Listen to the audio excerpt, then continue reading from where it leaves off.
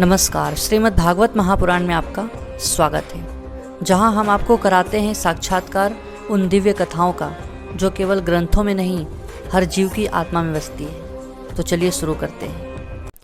क्या मृत्यु की भविष्यवाणी सच में संभव है? क्या कोई इंसान पहले से जान सकता है कि उसकी मौत कब और कैसे होगी? अगर हाँ, तो वो संकेत कौन देता है और क्यों? आज की कहानी इसी रहस्य पर आधारित है, एक सच्ची घटना से प्रेरित। अर्जुन एक 28 वर्षीय युवक था, पढ़ा लिखा, व्यवहारिक और किसी भी अंधविश्वास में भरोसा न करने वाला। वह दिल्ली में एक मल्टीनेशनल कंपनी में काम करता था। उसकी ज़िंदगी बिल्कुल सामान्य चल रही थी, लेकिन एक दिन उसका सामना हुआ एक रहस्यमयी बाबा से, बाबा वशिष्ठ। एक दिन अर्जुन अपने दोस्तों के साथ हरिद्वार गया। वहाँ घाट पर बैठे हुए एक अजीब से बाबा ने उसे रोका और बोला, बेटा, तुम्हारे पास अब ज़्यादा समय नहीं है, सिर्फ 13 दिन ही बचे हैं। अर्जुन हंसते हुए आगे निकल गया, पर उस दिन से अजीब घटनाएं शुरू हो गई। हर रात अर्जुन को एक ही सपना आने लगा। वो एक सुनसान जंगल में भटक रहा होता है और अचानक सामने एक काली परछाई आकर कहती है, समय खत्म हो रहा है, तैयारी कर ले। वो घबराकर उठ जाता है। एक दिन उसकी नज़र अपने पिताजी की अलमारी में रखी गरुड़ पुराण की एक पुरानी किताब पर पड़ी।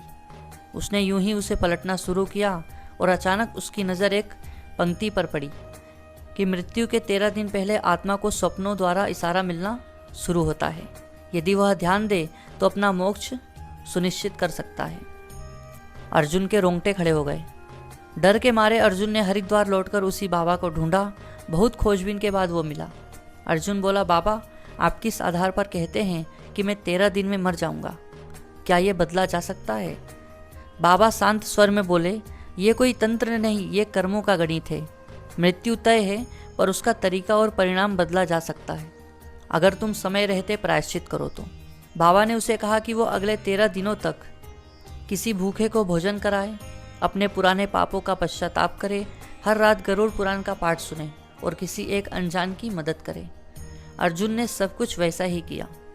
13वें दिन वो पूरी तरह तैयार था। उसने ऑफिस से छुट्टी ली और हरिद्वार के उसी घाट पर जाकर ध्यान में बैठ गया। घड़ी की सुई जैसे जैसे 12 बजे के करीब पहुंच रही थी, अर्जुन का दिल धड़कने लगा। और तभी कुछ नहीं हुआ।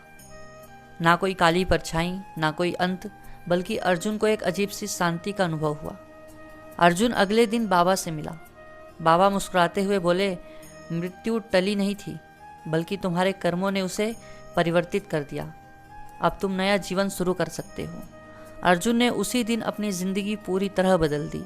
अब वह हर हफ्ते किसी न किसी की मदद करता और गरुड़ पुराण को जीवन में अपनाने लगा।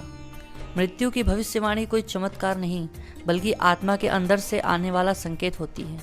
जो इसे समझ लेता है वह मोक्ष की ओर कदम बढ़ा देता है। क्या आपने कभी कोई ऐसा सपना देखा है जो मौत का संकेत हो सकता है? कमेंट में ज़रूर बताइए। और अगर ये वीडियो आपको अच्छा लगा तो आप इस वीडियो को लाइक करें और चैनल को सब्सक्राइब जरूर करें। धन्यवाद।